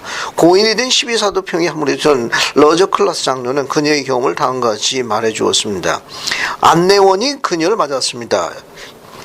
우리가 영의 세계로 가게 되면 이렇게 안내자, 앞에 봐요. 우리말로 하면 저승사자지. 근데 어감이 안 좋으니까 우리 이제 소위 안내하는 안내천사가 오는 거예요. 안내천사 와서 이제 우리를 이제 안내준다는 거예요. 거기 봐요. 그녀는 안내원의 안내로 굉장히 큰 건물로 들어갔는데 그곳에 있는 많은 사람들이 상당히 바삐 움직였으며 어쩐지 게으름이란 보이지 않았습니다. 왜? 아담 때부터 지금까지 복음을 받아들이지 않았던 사람들이 얼마큼 될 것 같아요? so many. 이 일이 너무 많은 거라. 뒤에 보세요. 그러나 모든 사람이 성령의 피나 모든 의식을 받은 것이 아니기 때문에 모든 사람이 이 성에 있는 것은 아닙니다. 영의 세계를 방문한 조지 엘버 스미스 회장님은 그가 보신 세계 일부를 다음과 같이 설명해 주셨습니다. 자, 이제 우리가 가는 영의 세계에서 조지 엘버 스미스 회장님이 잠시 다녀오신 기록이에요. 어느 날 나는 의식을 고들은가 다른 곳에 옮겨가고 있다는 걸 느꼈습니다. 나는 뒤로는 아름다운 호수를 등지고 큰 나무 숲을 바라보고 있었습니다. 사람이라고는 한 사람도 보이지 않았으며 호수에는 보트도 없었고 내가 어떻게 이곳에 왔는지 알려줄 아무것도 보이지 않았습니다. 나는 순간적으로 내가 지상에서 일을 마치고 본향으로 돌아왔다고 느끼게 되었습니다. 사람이 있나 하여 주위를 둘러보았으나 호수와 나무숲 외에는 아무것도 보이지 않았습니다. 아무도 그곳에 살고 있는 것 같지 않았습니다. 나는 길을 찾아 나왔습니다. 곧 나는 숲사이의 길을 발견하였는데 거기는 사람들이 그다지 많이 다니지 않는 것은 풀이무성이 있었습니다. 스미스 회장님 그 길을 따라가다가 조금 후에 할아버지를 만나 할아버지와 이야기를 나누었습니다. 이게 우리가 아는 영의 세계예요. 이 스미스 회장님은 그 영의 세계에 가서 할아버지를 만난 거예요. 앞에 봐요. 이 뒷내용은 어떻게 있는가 하면은 이 스미스 회장님의 할아버지인데 이 할아버지가 그냥 고구랍니다. 고구. 거의 뭐 1m 90 넘어가는 큰 체격의 할아버지래요. 그래서 이 스미스 회장님은 할아버지를 손자 때부터 할아버지를 굉장히 존경하고 따랐다고 그러더라고. 좋아하고. 근데 그 할아버지를 보니까 이제 그림이 넘친 거예요. 그래서 할아버지가 자기를 보더니 다가오시더니 이렇게 질문했답니다. 할아버지 이름을 가지고 네가 어떻게 생활했느냐라고 물어보더랍니다. 예, 할아버지의 이름을 가지고 네가 지상에서 어떻게 생활했니? 그래서 스미스 회장님은 할아버지에게 할아버지 이름에 부끄럽게 할 것은 아무것도 없었습니다. 그러자 할아버지가 잘했다 하면서 안아주시는데 눈물이 폭포 쏟아졌다는 거예요. 그리고 잠에서 깼더니 벽에가 눈물로 다 젖었다. 영의 세계에는 우리가 살고 있는 현세보다 말로 형용할 수 없는 값은 너무너무 아름답다는 거예요. 그래서 그곳에 간 사람들이 지상에 돌아오기를 다 싫어한대. 너무 설명할 수 없는 파스텔로 아름다움으로 다 있어가지고 지상에 느낄 수 없는 지구의 평온이 그곳에 있답니다. 그래서 여기 전혀 오고 싶지 않다는 거예요. 근데 돌아오는 분들이 왜 돌아오느냐? 패밀리, 가족 때문에 돌아오는 분들이 있습니다. 그 용감한 딸들이 있습니다. 용감한 아비들이 있고. 뒤에 거 봐요. 분명히 영의 세계인 갓난아기나 어린아이가 없습니다. 자, 우리가 있던 전세 영의 세계가 있죠? 거기 어린아이의 영은 없어요. 장성한 영이. 죽은 다음에 영의 세계로 갈 적에 갓난아기나 어린아이를 죽었지만 몸은 어린아기 몸으로 무덤에 가지만 영은 뭘로 돼요? 전세에 있던 장성한 영으로 가는 거예요. 영의 세계에 어린아기나 갓난아기 영은 없어. 전부 장성한 영이에요. 그래서 어릴 때 죽은 자녀가 혹 부모를 찾아오게 되면 부모가 알아볼 수 있다 없다? 알아보기가 어려운 거예요. 왜냐하면 어릴 때 품 안에서 이르는 자녀가 장성한 영이기 때문에 와서 인사하게 되면 못 알아봐. 그때는 그 아들과 딸이 본인을 소개한다고 그래요. 저는 어머니가 낳은 아들입니다 라고 이제 소개를 한답니다. 재밌죠? 더 재밌는 건 뭐냐면 영의 세계에도 그렇게 축복을 받지만 나중에 부활한 다음에 해의 왕국에 거기에 합당한 어머니가 소망하면 어릴 때 잃었으니까 그 아이가 유할 때 잃었으니까 이렇게 초동의 시절 청소년 시절 이렇게 성장하는 과정을 보고 싶으면 성장 과정을 볼 수 있도록 양육하는 기쁨을 허락해 준다고 그래요. 단 해의 왕국의 부모만 가능해. 달이나 별에 가시는 분들은 해당 사항이 없다고 그러네. 또 밑에 봐요. 또 밑에 여기 보면 그곳에 사는 사람들은 모두 성인의 남녀의 형상을 갖고 있으며 지상에 태어나기 전에 지녔던 형상을 갖고 있습니다. 갓난아기나 어린아이가 죽은 경우 그 영은 곧 영웅의 세계에서 과거에 성숙했던 자태를 되찾게 됩니다. 그러나 그들이 부활할 때 다시 육체를 입을 때 그들은 자연적으로 의롭고 합당한 모에 양육될 수 있도록 어린아이로 부활하게 됩니다. 됐죠? 자, 조세프 스미스님 이에 대해서 다음과 같이 설명했습니다. 우리 자녀 영은 우리에게 오기 전에 불멸의 상태로 있었으며 자녀가 죽은 후 역시 태어나기 전의 상태로 되도록 하게 됩니다. 그들은 이전에 살았다면 완전한 상태로 신체적으로 성장할 수 있는 모습이 됩니다. 죽은 자녀는 여러분이 알아볼 수 있는 어린 시의 모습으로 나타나게 될 겁니다. 그러나 여러분의 중요한 진리를 진경하는 사자로 올 때에는 에드워드 헌터 감독의 아들, 그 아이는 어려서 죽었습니다. 감독을 찾았던 것 같이 완전하게 성장한 모습으로 나타나 내가 당신의 아들입니다고 자신을 밝히며 나타날 것입니다. 헌터 감독은 이것을 이해하지 못했습니다. 그는 나의 아버지에게 와서 이렇게 말했습니다. 하이럼 형제님, 이 어찌 됩니까? 내가 분명히 그 어린아이를 묻었는데 크게 훌륭하게 장성한 성인이 되어 나타나서 자기가 내 아들이라는, 이게 어찌 되냐는 겁니까? 나의 아버지 하이럼 스미스, 그에게 예수 그리스도의 영은 태어나기 전에 이미 장성하였으며 그와 마찬가지로 우리의 자녀들의 영도 장성한 영으로 영의 세계에서 육신이 있기 전에 이미 장성한 형상을 갖추게 되었고 그와 같이 장성한 형상의 영이 죽은 후에 다시 나타나고 부활한 후에도 다시 나타낸다고 말씀해 주었습니다. 일찍 죽은 자녀는 분명히 구원, 결혼 등의 기회를 잃었기 때문에 몇 가지 걱정이 있게 됩니다. 그러나 영의 세계에 관한 계시는 우리에게 영원한 인본을 이끄는 일반적인 관계가 생활의 계속적인 부분이라는 확신시켜줍니다. 멜빈 제이 벨라드 장로는 다음과 같이 이야기했습니다. 어머니 되시는 여러분은 아마 죽은 아이를 걱정하실 것입니다. 우리는 그 자녀들에서 인봉의식을 수행하지 않습니다. 나도 6살 된 아들을 잃었습니다. 나는 그 아이가 죽은 후 영의세에 장수한 것을 보았으며 그가 자신의 선택의지를 발휘하여 의지와 견달력을 가졌었고 때가 이르면 합당한 모든 사람과 함께 주님의 축복과 인봉을 받게 되는 걸 보았습니다. 그러니 염려하지 마십시오. 그들은 모두 안전합니다. 그들은 모두 다 괜찮습니다. 그러나 죽어서 누군가 인봉되지 않은 여러분의 딸의 상태는 어떻게 되는 것일까요? 인봉의 권능은 이 교회와 함께 영원히 계속됩니다. 그리고 그들을 위한 방편이 마련될 것입니다. 우리는 주께서 마련해 오신 방법도 빨리 될 수는 없습니다. 때가 되면 그들에게도 특권과 축복이 주어지게 될 겁니다. 그동안 그들은 안전합니다. 됐죠? 자, 그 다음에 요 맨 마지막 줄 보세요. 맨 마지막. 조셉 스미스는 찾았어요? 조셉 스미스는 사사나 또 부활할 적에 어린아이로 부활하여 이르게 된다고 가르쳤습니다. 사사나를 출생한 어느 어머니에게 그는 이렇게 말했습니다. 부활한 후에 자매님은 이 아이를 충만한 영으로 키울 수 있는 기쁨과 즐거움과 만족감을 가지게 될 겁니다. 부활한 다음에 회생이 있고 성장이 있으며 발전이 있습니다. 나는 이 진리를 사랑합니다. 이 진리는 나의 영혼의 행복과 즐거움과 감사를 불어넣는 겁니다. 이 같은 진리를 우리에게 알려준 주님께 감사드립니다. 하나 유념하실 점이 있어요. 이 사사나라는 건 태중에서 죽은 아기를 이야기하는데 이 아기에게 이렇게 영의 세계로 갈 때는 그 아기에게 뭐가 있어야 됩니까? 영이 있어야지. 영이 있어야 영의 세계를 가지. 안 그래요? 육신은 무덤으로 가는 거고 영의 세계에 가는 건 영이 가는 거예요. 그렇다면 사사나일 경우에 키우는 기쁨은 언제 이 아이가 영을 지니고 있다는 걸 산모가 알죠?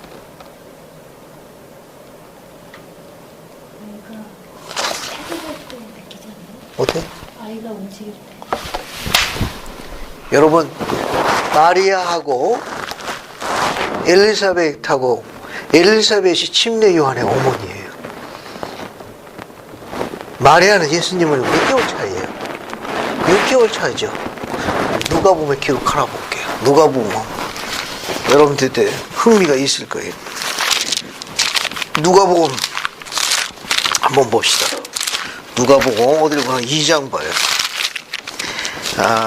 누가복음 1장 봐요. 1장 40절 보는데 40절 보기 전에 앞에 26절에 몇째 딸이 나옵니까? 여섯째, 누가 보면 1장 26절에 여섯째, 몇째 딸?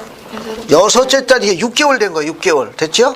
자, 6개월 뒤에 어떻게 돼 있는가 하면은 40절 사갈의 집이다가 엘세 문화나니 엘사벳이 문화남을 두름에 아이가 복중에서 뛰는지라 엘사벳의 성령이 충만한 입어 큰 수로 불러 이르되 여자여 네가 복이 있으면 내 태중의 아이도 복이 있도다 내 주의 모친이 내게 나오니 이 어찌 된 일이노 내 문화난 소리가 내게 들릴 때 그 뒤에 뭐라고 돼 있어요?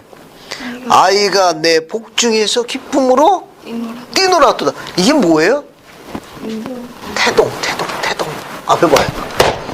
예, 태동이라는 건 전세에 있던 그 아기의 영이 현세로 와올 때 태동을 느끼는 거예요. 그때 그 아이가 문제가 생겨서 사산이 될 경우에는 그 영이 어디로 가는 거예요? 전세로 가는 게 아니라 영의 세계로 간다. 그런 소리예요. 그러니까 전세에 있는 영이 현세로 오는 거 언제로 알 수 있느냐고 암시된 성경 기준 바로 이 기절이. 그러니까 나중에 자녀를 낳아가지고 태동을 느끼면 어떻게 돼요? 신고하는 거예요. 예설 모친 도착했어. 이제 그거를 통보하는데요. 알겠어요? 아주 오묘하고 신기한 거예요. 똑같이. 거기서 아주 어려운 일이 생겨서 사산이 되게 되면 그 영이 어디로 가냐? 전세로 가는 게 아니고 어디로? 일단 현세로 왔기 때문에 영의 세계로 가는 거예요. 됐죠? 우리 교리가 재밌는 거예요. 아주 재밌는 거로. 또 봐요. 또 봅시다. 거기 거의 다 됐어요. 거기 보면은 선지자 조셉스 말씀에서 우리는 다음을 이해합니다. 나이 많아 죽는 사람과 젊어서 죽는 사람의 차이란 한 사람은 다른 사람보다 하늘 즉 영의 세계와 영원한 빛과 영광에 오래 사는 것이며 비참하고 악한 새 좀 더 일찍 자유로워지는 겁니다. 이러한 영광이 기다리고 있는데 불구하고 우리는 잠시 이를 보지 못하고 잃은 것만을 많이 슬퍼합니다. 그러나 희망도 없이 슬퍼할 필요는 없습니다. 그렇다고 해서 빨리 이 세상을 떠나기를 바라면 안 됩니다. 됐죠? 네. 이건 뭐 그래가지고 나는 빨리 갈래요. 그러면 안 된다 그거예요. 그건 규칙 위반이. 그것은 오직 자녀를 잃은 부모에게 복음의 진리로 위로하게 하려는 뜻입니다. 사실 우리는 이 세상에서 사명을 성공적으로 완수하고자 하는 욕망을 갖게 되어야 합니다. 소망을 갖게 되어야 합니다. 예를 들어 우드롭 회장이 젊은 날에 페페가 돌아가셨을 때 우드롭 회장님은 그녀를 축복하고 죽음의 권세를 꾸짖는 강한 느낌을 갖게 되었습니다. 그는 그 순간에도 다음과 같이 기록했습니다. 잘 보세요. 이 기록이 재밌습니다. 그녀의 영이 그녀의 육신으로 되돌아왔으며 죽은 거예요. 그러니까 영이 떠난 거예요. 그 순간 그녀는 완전해졌습니다. 우리는 모두 하나님을 찬송하고 그를 신뢰하고 그에게 지키겠다는 느낌을 갖게 되었습니다. 이러한 일이 진행되고 있는 동안 이제 아내가 다시 살아난 거예요. 내 아내가 후에 나에게 말해준 것입니다마는 아내의 영은 육체에서 떠나 침대 위에 자신의 육체와 울고 있는 자매들을 보았습니다. 그녀는 그들과 나를 보고 아기를 보았습니다. 이와 같은 광경을 보고 있을 때 두 분이 방으로 안내자가 들어온 거예요. 두 사자 중 한 사자가 그녀에게 영의 세계로 가서 쉬든지 아니면 육체로 다시 돌아가 이 세상의 수고를 계속하든지 선택하라고 하였습니다. 만일 남편에게 돌아간다면 끝까지 복음을 하여 생활하도록 부름을 받은 생활의 모든 고난과 여건과 격동을 함께 짊어지한다는 조건이었습니다. 남편과 자녀의 상황을 본 그녀는 네, 그렇게 하겠습니다 라고 말했습니다. 그와 같이 결정할 순간 신앙의 힘이 내게 있으며 내가 그녀를 축복했어요. 그녀의 영이 육체로 즉시 돌아왔습니다. 앞에 와요. 복음 안에서 결혼하라는 건 또 다른 중요한 뜻이 있습니다. 신앙을 가진 남자와 함께하는 게 그 여자가 복이 많은 여자예요. 어미가 신앙을 가지면 그 자녀가 복이 많은 거고, 그래서 이기야를 소개하는 거예요. 기도해야 돼요. 교회에서 복음 안에서 결혼하라고 그러고, 그리고 검증된 사람과 데이트하며 그걸 신중하게 분별하도록 요청하는 이유 중에 하나는 신권을 지닌 의로운 남자로부터 오는 그 축복이 여인을 굉장히 행복하게 하는 거예요. 신앙을 가진 어미가 자녀에게 얼마나 큰 축을 주는지 이게 증거되고 되돌아온 거예요. 즉시 되돌아온 거예요. 영혼에서 편실했음에도 이 신앙을 가진 어미는 얼마나 그 자녀가 복이 많으냐고. 또 그 어머니를 되도게 하고 아내를 지키려고 하는 이 신권의 축복을 지닌 그 아내 또한 얼마나 복이 많아요. 뒤에 봐요. 마지막 인용문이 영의 세계나 후기 성도의 견해는 그곳에서 선교 사업이 수행되고 있다는 겁니다. 인간의 머리는 생각할 수 있는 가장 훌륭하고 지박적인 선교 사업은 영의 세계에서 행하여지고 있습니다. 브리검 영 회장은 다음과 같이 말씀했습니다. 이 지상에서 복음을 들은 사람들과 복음을 듣지 못한 수많은 사람을 비교해 보십시오. 여러분은 나처럼 영의 세계에서 상당한 선교 사업이 행해져야 하는 결론을 얻게 될 겁니다. 맨 밑에 요약하여 찾았어요? 요약하여 말씀드리면 영의 세계는 육신을 입지 못한 영이 가는 곳입니다. 이곳은 만질 수 있고 지구와 연결되어 있는 물질적인 세계로서 많은 선교 사업이 행하여지는 곳입니다. 이곳은 우리가 생각하는 것보다 훨씬 가까이 있으며 사랑하는 친척과 가족 선으로 우리를 메워주는 곳이기도 합니다. 됐습니까? 따라서 지구보다는 영의 세계 사이즈가 굉장히 클 가능성이 높아요. 왜? 아담 때부터 지금까지 복음을 받아들이지 않았거나 복음으로 돌아가신 분들 거기 있기 때문에 아마 상당한 그런 사이즈와 그런 엄청난 주님의 일이 수행될 가능성이 높습니다. 그래서 우리가 복음 가운데 생활하면 영의 세계로 부름을 받을 적에 그것이 기쁘고 즐거운 일이지만 그렇지 못할 경우에는 저승사자가 초대하는 걸 끔찍하게 되는 거예요. 이 복음이 참되고 회복된 거니까 여러분 이제 집에 돌아가시게 되면 맨 뒷장이 있어요. 맨 뒷장. 뒷장 한번 꼭 읽어봐요. 알겠어요? 뒷장은 이게 러셀의 넬슨 장로님 집안에 있었던 내용이 집안에 있었던 실화 내용이니까 이거 한번 쭉 집에 와서 읽어봐요. 더 재밌습니다. 이것도 재밌는. 그래서 영의 세계는 여기까지 공부하고 다음 주에는 죽은 자의 구속, 부활, 영광, 세등급을 쭉 다룰게요. 오늘 여기까지 합니다. 예수 그리스도 합니다. 아멘.